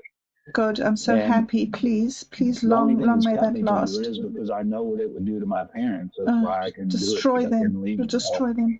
Yeah, good man. But well done. The thing I can come up with to make people feel better about it, I guess in my own head, is the balls it fucking takes to go and actually jump off of there to pull that trigger. Actually do it. I mean, it takes guts to do that, you know. You don't know what's on the other side. So, I mean, they're really brave people if you can do that. And this world's so shitty. I mean, you know, I give them props for doing it in a way. And, you know, it's in a weird, roundabout, fucked up way, but it's so fucked up, isn't it? It's not bad, and it's their choice. It's their choice. I know, you see. If you want to do it, just like your daughter. I mean, if she wanted to do that, it's her choice. It's not your choice. I know. I know it hurts you so and it hurts everyone but that's the thing, though, Shane. Their choice, and if they have the balls to do it, and that's what they really wanted to do, and they're an adult, and they, you know, I mean, that's their right. I have these times when I'm so depressed and I'm not coping and everything's bad, and in those times, I think this is what she didn't want. She looked at her life and she looked at my life and she saw what had happened to us and she saw what we were stuck in and she saw the pattern of my life and the pattern of her life following my life. And she was like, I've had 25 years. I'm done. I'm going on to the next place. I'm not living my mother's life. I mean, not exactly that, but I can respect her for having made her decision the way I don't know how she made it, but she started cutting herself when she was. Is the fact that they have the guts to actually do it, and that's thing. their choice. That's choice. What gives me comfort. Yeah. That's the thing that I've come to. That's the thing that I've had from the very beginning when people say to me, "She made a terrible, terrible mistake, and you must just forgive her." I'm like, no, she didn't make a mistake. She chose not to have something, and it destroys me because there was a time in my life when she and I were the same creature. Everything that she was only in my body.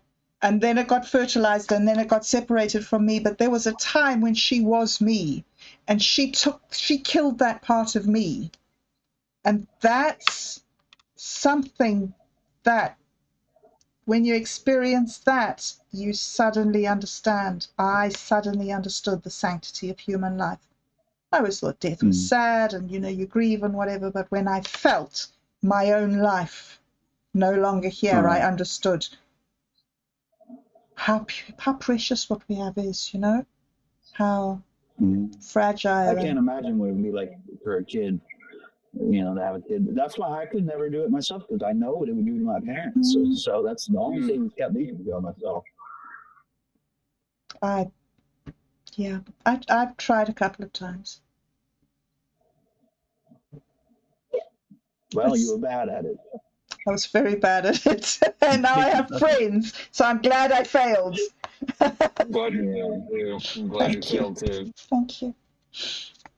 Yeah, don't let me glorify suicide or anything with my views on it, but I think I put something on mine about this guy a YouTuber guy that I like that does like science experiment type stuff. Robert Murray Smith. I don't know if y'all ever heard of him. No. Some small YouTuber experimenter guy. But anyway, he recently killed himself. Oh, Jesus. And I think it was because he had a wife who recently died like a year or so ago. And he was just having ill health and mental health problems or whatever. And he killed himself. And so to be with her. That's like, I've been thinking about suicide, people killing themselves a lot recently. And I'll put that on there about my views on it. But, it really takes guts to kill yourself. And if that's your choice and that's really what you want to do, then you have every right to do it. I don't blame you or fault you for it. Yeah, it's sad that we did, but, to each their own. And I hope it's good over there, wherever you are. Yeah. That's one of the things that's kept me going. That's one. I'm not worried that like they're burning the hell for it or anything like that. Yeah, no. But I don't think there is a hell. I mean, I think that what we if there was a God, there would be a hell. There wouldn't be like a Satan or shit. How could that even be? If there was a God, how would he allow a challenger of such? Well, I don't think that there needs to be, like logically and mathematically and from a physics point of view, from a science point of view, there doesn't need to be more than one divine entity to take care of divinity. There can be one thing and it can do the whole job for everything. So off you go and do your divine stuff. And it doesn't even need to be like omnipotent or omnipresent. It could just be some spirit force that lives here on this planet, like electromagnetism or gravity or God, something that works here on us. Love. Maybe love is actually like gravity, and maybe it can get from person to person and we can spread it if we believe in it, I mean, that was what Jesus was saying. Jesus was saying it's like your father's love. It's like, your dad looking out for you, that this feeling. So why not jump into it? I was thinking of something they said about how if you look at a river, if a human looks at a river, if a man looks at a river, he sees water flowing. If a water spirit looks at it, he sees beautiful crystal palaces because he dwells in the water. If a hellish being looks at it, he sees a river of molten lava. So we can carry hell with us. We can make our own hell. There's a wonderful line in Marlowe's play Faust where he asks Mephistopheles, he says, where do the devils live? Oh, we live in hell. He's like, well, what are you doing here? He says, why, this is hell, nor am I out of it. Thinkst thou that I that tasted the immortal joys of heaven and saw the everlasting face of God am not tormented with 10,000 hells in being deprived of everlasting bliss? We create our hells. We don't have to go to the next life to find them. Not at all. Yeah, I'm hoping there's not no hell in the next life, because I got plenty of them. There you go. I don't. So, what are you, Otto, what is your religion thing? I'm sorry. Oh, I'm a Buddhist. Buddhist. I'm a Buddhist. Yeah. Navakavada Buddhist, yeah. It's So it's what exactly are your theories on life and religion and whatnot? Oh, well, Buddhism is basically about suffering. The Buddha said, I teach two things, suffering and how to end suffering. And it's basically about examining the human mind. And one of the goals is to think the thoughts you want to think and not think the thoughts you don't want to think. It's not an easy path. It's very simple, but it's also very difficult, as most simple things are. I just realized my father is a Buddhist and he doesn't even know it. A lot of people are. A lot of people are. I suspected my dad was some kind of a weird Buddhist in some of the things he said. But, another thing, too, about the wisdom of Buddhism, I think wise people in all ages have looked at human problems, and they tend to come up with some of the same solutions, like a lot of your problems lie in your own mind, sort of thing. So, I was talking to a friend of mine, and he's like, oh, this Buddhism seems pretty cool. You seem pretty relaxed, and it seems to help you. And I'm like, yeah. See, and he's like, well, this, that. And I said, well, the first thing you got to do is look inside and see why these things upset you. And he didn't want to hear that at all. He was complaining about stuff, but what he wanted was me to justify his complaints. Everything was wrong because of what these people did. And I'm like, well, what's wrong is how you react to what they did.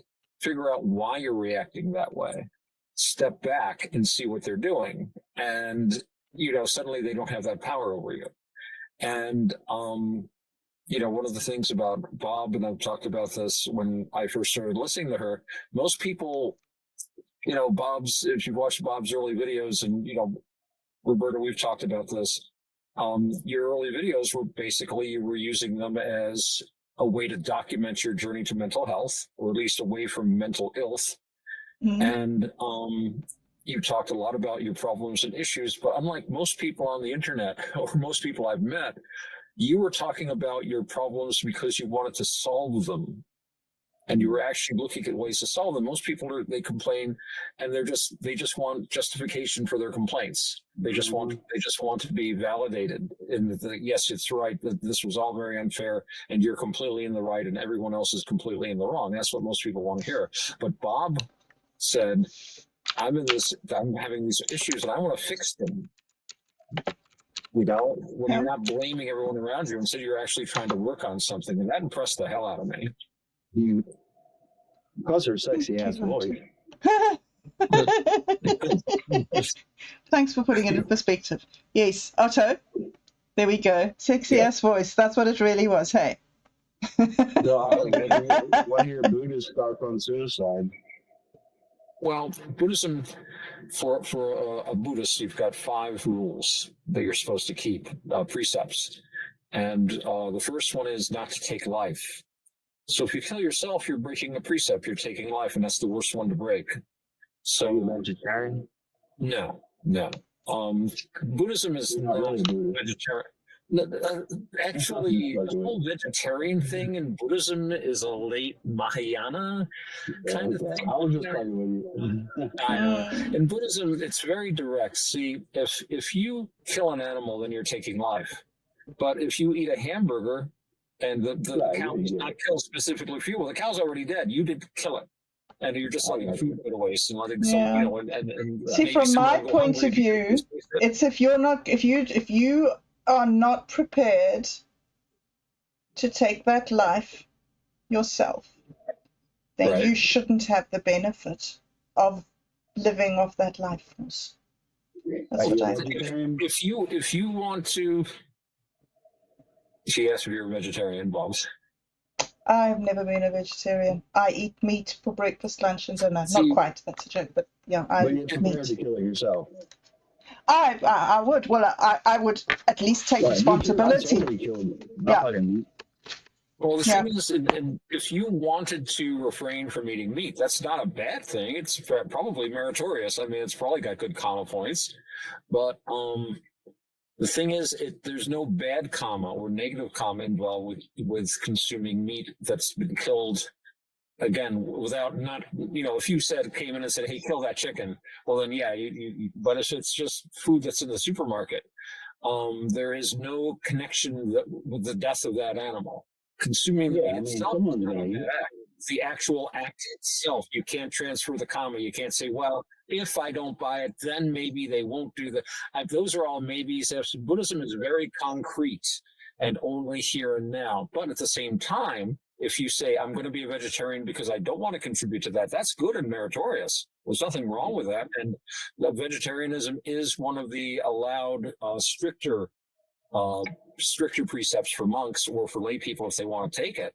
But it's not insisted upon, and it's not considered, eating meat isn't considered a negative thing. Now, in China, when Buddhism spread to China, see, in Buddhism in India and in Southeast Asia, they go around, they beg. They're begging bowls. I'm sure you've seen that. And that's what I think of when Buddhist is Indian. Yeah, that's a traditional thing. And they have very strict rules about not growing food or producing food or anything. But in China, they don't have a tradition of feeding monks. So they said, get a job. So they had to start growing their own food. Once they did that, they had to figure out a way to do it as Buddhistly as possible. So they didn't do any animal husbandry, and they didn't raise any meat. They didn't kill any animals, and they basically became vegetarians. But it was more of a cultural change than a religious one. There's nothing in the rule books, in the original rule. The trouble with Mahayana is that, I don't know, it's like between 400 and 800 years after the Buddha died, they suddenly started coming up with these new writings. Oh, look, the Buddha really said this 800 years ago, but the world wasn't ready yet. But we just found this scroll. It was hidden by these snake-tailed beings that moved under the river. And really, the Buddha said we could do all these things. And, that leads to things like the Tibetan Buddhists that drink wine out of human skulls and stuff like that. But they're Buddhists, I don't mean to be still. I think the Buddha would be surprised. Don't get me going about Buddhism. No. Well, I probably need to start getting going because it's 4:45 now, so I need to go and get something on the go for dinner. And my boss is going to be here in the next half hour, 40 minutes, go through, make sure everything looks nice and tidy. And although it does. Yes. And I'll find out what's going on. Well, it's great working. Yeah, great working with everybody, Shane. You were great. We're gonna have to beef up your lines better. Sorry about the repetition in your lines there. I was thinking about writing one myself. I'm gonna get AI to help me though, because I don't feel like doing all that writing. So yeah, do it. Use the AI. Use the AI. That's what they're for. Oh, craving magic for the lost flowers. I cradle petals bruised by winter's plea. My hands become a lamp for aching hours. A vow to guard the tremble of each tree. I kneel beside the gardens of their sighing and listen close to every wilted name. Compassion is the current softly tying my pulse to theirs, a shared and gentle flame. The imagination network hums and glimmers, a lattice spun of memory and light. It gathers grief like unspent lunar shimmers and sends back visions blossoming and bright.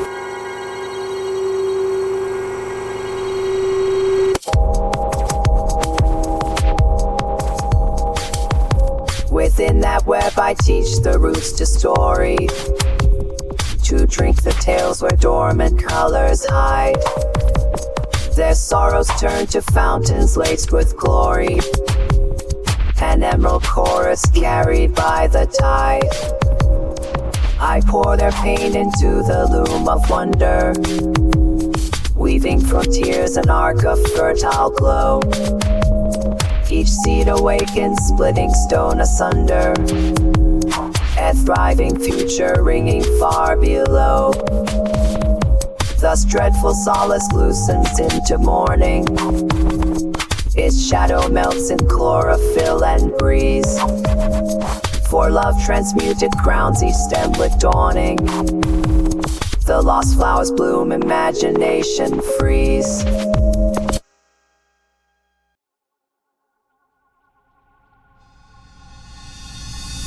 I dive deep into the echoes of their yearning and listen close to every echo's name.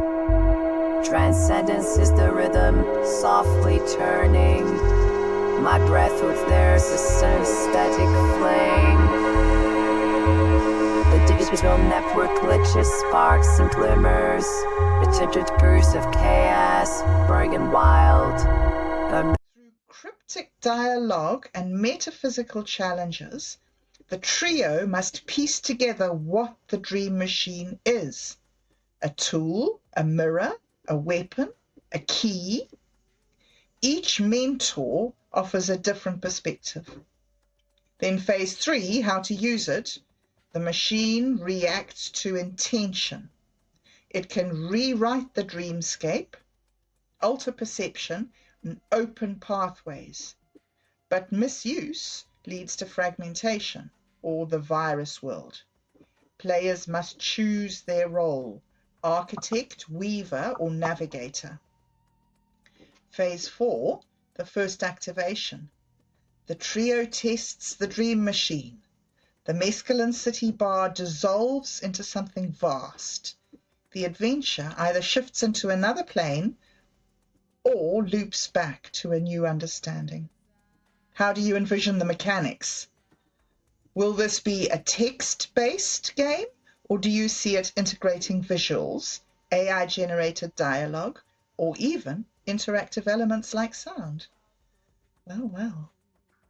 So what I would like to do would be to put my mission statement from my bobbing along into it and ask it how it would generate an interactive game to play with people, to give them missions like mental health. What would you choose? Would you choose this? Would you choose that? And then have Ishel or Koken give like really grounded, solid mental health advice. That would be my sort of, at a reality level,